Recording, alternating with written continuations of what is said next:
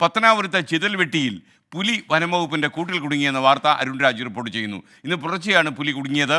കഴിഞ്ഞ 2 മാസമായി ഈ പ്രദേശം പുലിയുടെ ഭീതിയിലായിരുന്നു. അരുൺ രാജ് ടെലിഫോണിൽ ചേരുന്നു. അരുൺ രാജ്, പുലി എങ്ങനെ കൂട്ടിൽപ്പെട്ടു അവസാനം? Good morning.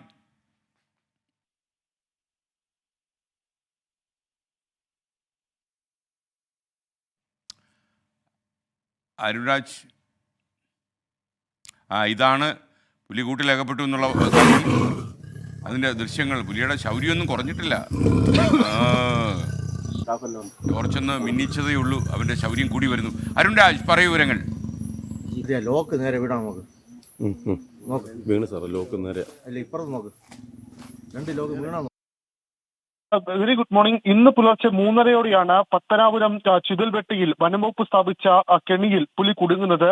കഴിഞ്ഞ 2 മാസമായി പ്രദേശത്ത് പുലി ഭീതി നിലനിന്നിരുന്നു.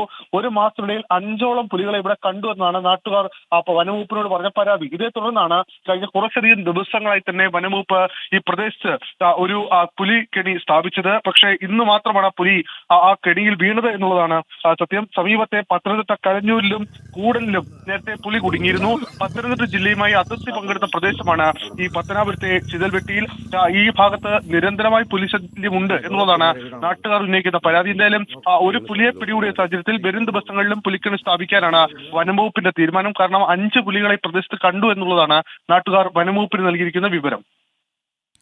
Okay, thank you Arun Raj.